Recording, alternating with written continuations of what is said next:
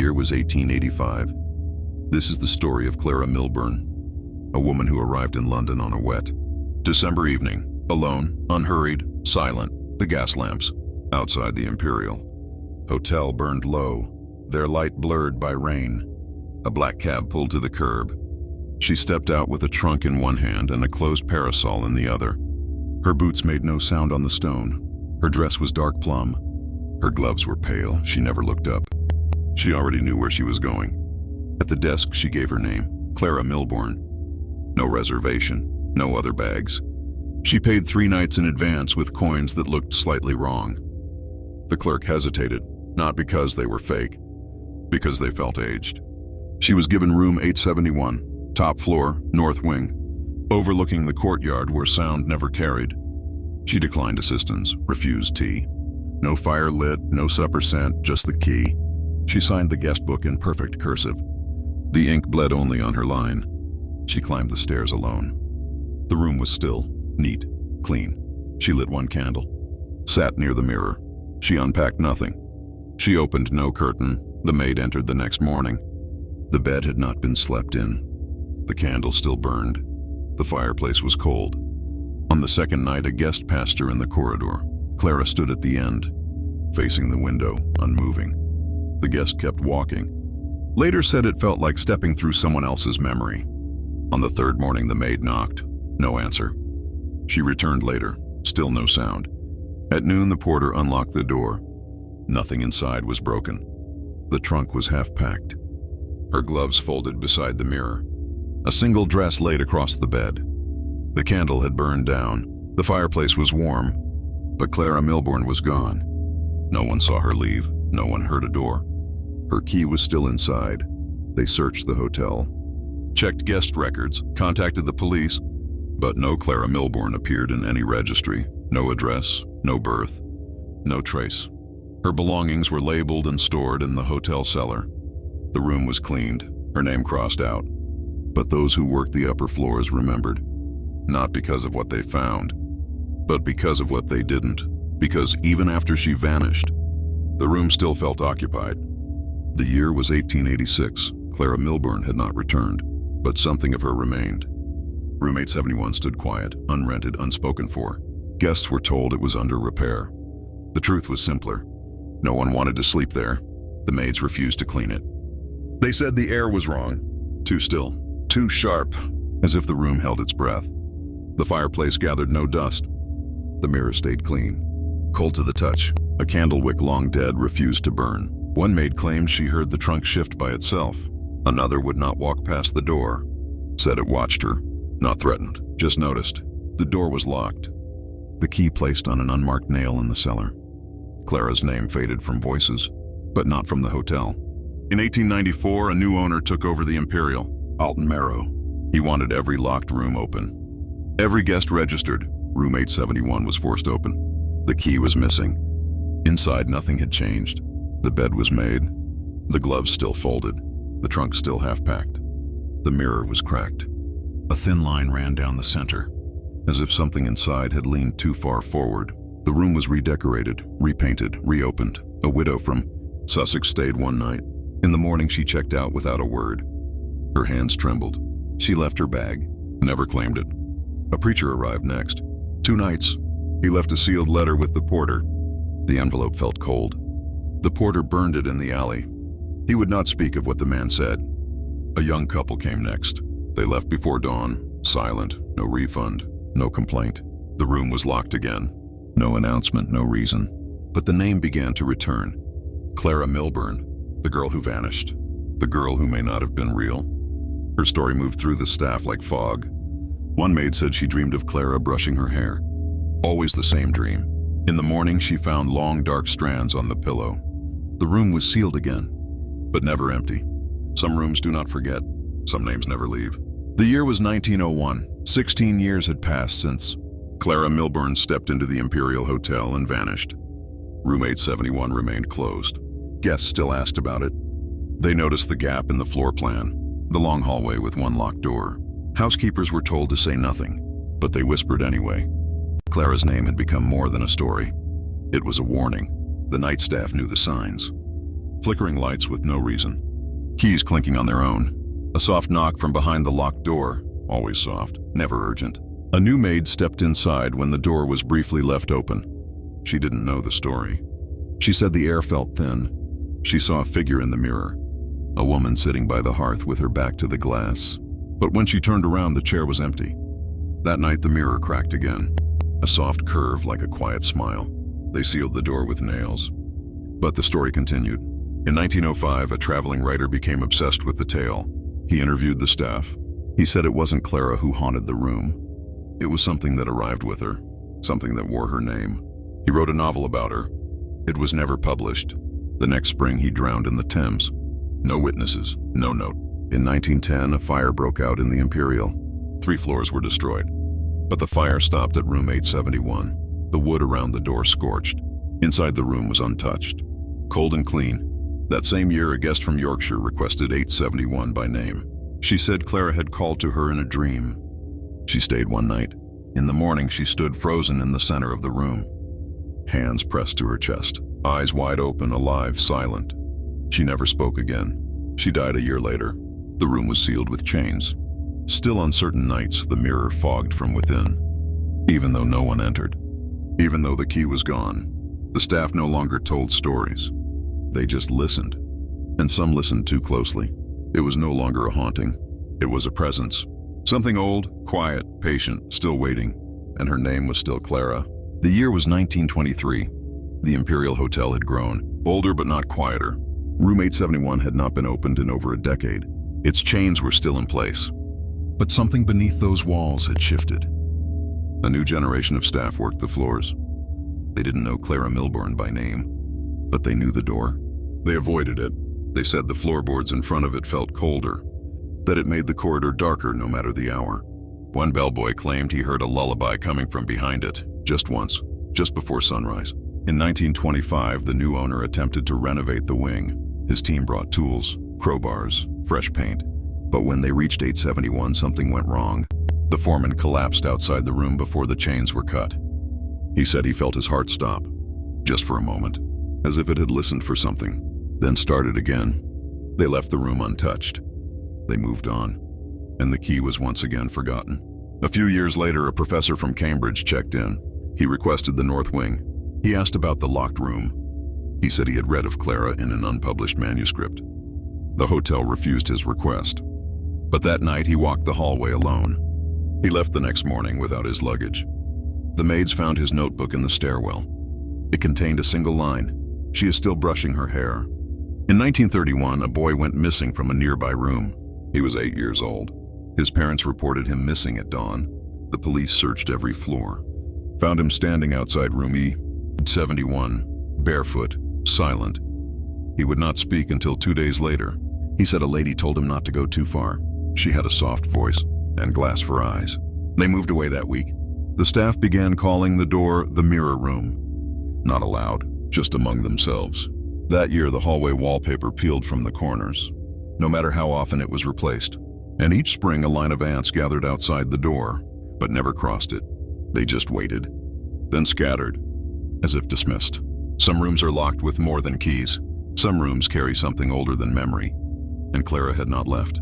The year was 1947. The war had left London scarred, buildings blackened, streets quieter, but the Imperial Hotel still stood. The north wing was rarely booked. Room 871 remained locked. The chains rusted but held. Staff had changed again. Few remembered Clara by name, but the stories were still whispered, always during the night shift. A new manager arrived. He was practical, dismissive. He ordered the room opened. Said ghosts were bad for business. The maintenance team came on a Tuesday. They removed the chains. The lock resisted, then gave way with a sound like cracking ice. Inside, everything was untouched. Not a speck of dust. The air felt heavy, as if something had been exhaling for years. The mirror was whole. The gloves were folded. The fireplace was cold, but the candle had burned down to the wick, as if it had just finished. The staff refused to step inside. The manager entered alone. He stayed 5 minutes. When he came out, his shirt was damp with sweat. He didn't speak of it, but the room was sealed again the next day, not with chains, but with cement. The door was plastered and painted. Gone from the hallway, erased. but some said the shape of it remained. You could still feel where the handle used to be. In 1953, a woman checked into the Imperial. She wore a plum dress, pale gloves. Her name was Clara. She stayed one night. Her room was not 871. It didn't exist anymore. But the guest book bled ink where she signed. The maid found strands of dark hair on the hallway floor. No one saw the woman leave. Her room was empty. She had vanished. Again. That same year, a staff member was found, asleep in the north hallway, eyes wide open, breathing slow. He claimed he saw someone behind the sealed door, brushing her hair, back turned, mirror cracked. A gentle knock followed him in his dreams for the next 3 nights. Some said it was a warning, others said it was an invitation. But no one touched the wall again. No one dared. The room was no longer a place. It had become something else. A shape behind memory, a name inside the walls. Clara. The year was 1962. The Imperial Hotel had changed hands again. A fresh coat of paint covered old wallpaper. The lobby was modernized. Radios replaced fireplaces, but the north wing remained quiet. The hallway where room 871 once stood was now just wall, smooth, flat, but some still noticed it. Guests complained of strange cold spots, a shadow at the corner of their eye. One man reported hearing a comb dragged through long hair. The manager blamed plumbing, but the sound always came from the same place, where the door used to be. A young bellhop became curious. He listened to the stories, asked questions. One night he placed a chair against the wall and waited. Hours passed. Then a faint knock. Not loud, not rhythmic, just one knock, soft, like a fingertip against glass. He quit the next morning, never returned. In 1966, the hotel hired a historian to prepare a brochure. She uncovered blueprints of the original building and found something odd. Room 871 was listed in every plan, even the newest ones, even the ones that should have erased it. She walked the hallway, measured the walls. There was extra space, enough for a room, but there was no door. She asked questions. She was told to stop. Her notes were lost. That winter, a guest found a scrap of cloth near the hallway corner. It was a piece of glove, pale, clean. No guest had reported anything missing. But one maid recognized it, said it matched the pair Clara left behind. The hallway lights began to fail more often, always near that spot. Maintenance rewired everything. The flickering stayed. It moved from room to room, then back to the wall. Staff began avoiding night shifts near the north wing. Keys were misplaced. Bells rang without guests. The whisper returned. A voice that said nothing, just sound. The kind you feel behind your eyes. And then it stopped. For a long time. Until someone said her name. Clara. And the lights went out for 7 minutes. The year was 1974. The Imperial Hotel now advertised color, televisions, and air conditioning. Tourists came and went, but the north hallway remained unchanged. Guests still avoided it. Staff still whispered, though no one said her name out loud. Not anymore. One guest left a review that mentioned the sound of footsteps pacing behind a wall. Another said he saw a figure in a mirror, but there was no mirror in his room. Only one in the hallway, the one they never replaced. A cracked panel once used by staff. Still polished, still cold. In autumn, a renovation crew arrived with instructions to remove the wall. They drilled, measured, but something always went wrong. Tools vanished. Lights surged. One man fell from a ladder and broke his leg. He said he heard a woman hum just before he slipped. The project was halted. Again, in 1977, a reporter visited the hotel. He had heard stories from his grandmother. He asked about room 871. Management denied it existed, but the bellhop gave him the original floor plan. He left that night and never published an article. 2 years later, he was found in a cottage outside Dover. His walls were covered in charcoal sketches. All of the same woman, same face, same hair, brushing it slowly, over and over. The hallway near the wall began to smell faintly of roses, but only in winter. The scent would drift down the stairs, then vanish before anyone could trace it. A guest left her door open one night, just for air. She woke to find a line of her own hair across her pillow, braided, but she lived alone. In 1979, a woman disappeared from the Imperial. No sign of forced entry. Her bag left behind. Her name was Claire. Not Clara, but close enough. Her file remained open. The hallway stayed silent, the wall unbroken. But once a month, the old cracked mirror in the hallway would fog, just at dusk, and only on the side facing where the door used to be. as if someone were breathing from within. The year was 1982. The Imperial Hotel had grown quieter. Business slowed. The neighborhood changed. But the building endured. The north hallway was now rarely lit. Fewer guests stayed on that floor. Fewer staff requested the shift. But stories continued. A tourist from Prague left in the middle of the night. No explanation. Her room was near the sealed door. She left behind a scarf and a note. The note read, "I saw her." Nothing more. That winter, the heat failed in one section of the north wing. Engineers found no damage. But room 871 still measured colder than anywhere else. Even though there was no longer a room to measure, the space still existed. The echo of it. The name Clara was not spoken aloud, but it was written. A child drew it in the steam on a window. Her parents swore they never told her the name. The drawing stayed for 3 days, no matter how often it was wiped away. In 1984, a guest reported hearing a lullaby in the pipes. When maintenance arrived, there was no sound. But one of them whispered that it wasn't the pipes. It was the mirror. A new manager suggested removing it, but the staff refused, said the last time someone tried, they went blind in one eye. A superstition. But it stuck.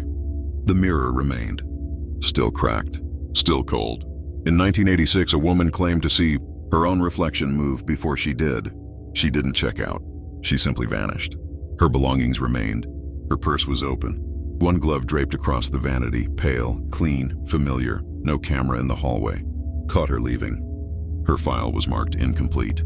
The wall outside room 871 began to peel again, just in one square patch. Paint flaked in the shape of a frame. The smell of burnt wax returned. The hotel blamed old wiring, but there was never a short. In 1989, the hallway flooded for 1 hour. No burst pipe, no rain, just water, clear and still, as if drawn from somewhere very deep. And when it dried, the mirror fogged for a final time that year.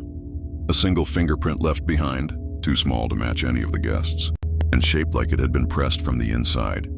The year was 1993. The Imperial Hotel now sat between glass towers and blinking neon. Time moved on around it, but inside it moved slower. The carpets were replaced. The lobby redone. But the north wing remained untouched. The hallway where room 871 once stood was rarely walked. It was listed on no public brochure. Still, some guests asked about it. A man from Canada claimed his room. Key had the number 71 printed faintly beneath the varnish. He stayed one night, then checked out without comment. Left his shoes behind. In 1995, a local photographer spent the night on the top floor. He was researching urban legends. He set his camera outside the wall where 871 had once been. He took one photograph every hour. All were normal, except the one taken at 3:14 a.m. That image showed the hallway, darker than it had been. And in the mirror behind the frame was the back of a woman's head. Hair long and straight. No one else had been on that floor. He developed the photo 3 times. The same shape appeared each time. A guest later reported a soft knock on her door at midnight. When she opened it, no one was there, but the hallway light above her flickered off then on. A second knock came later. It sounded like it came from within the wall. Maintenance said the wiring was fine. One maid refused to clean the hallway after she heard singing. Not a tune, just breath between notes. In 1998, a maintenance worker found a candle stub behind a loose floorboard. It was burnt to the base, wrapped in a torn ribbon. The color was plum, the same shade Clara wore.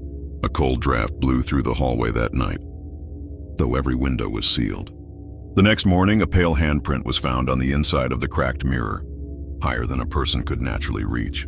Staff refused to clean it. The handprint faded after 3 days, but something lingered. The room was still gone. The number was still missing. But the presence was not. Clara was not waiting anymore. She was listening. The year was 2001. A new century had begun. London pulsed with speed and glass. But the Imperial Hotel remained, older, quieter. The staff was younger now. Most did not know the story. The north hallway was called Dead Space in the maintenance logs. But the lights still flickered, still hummed. Guests on the 7th floor continued to leave early, or move rooms without complaint.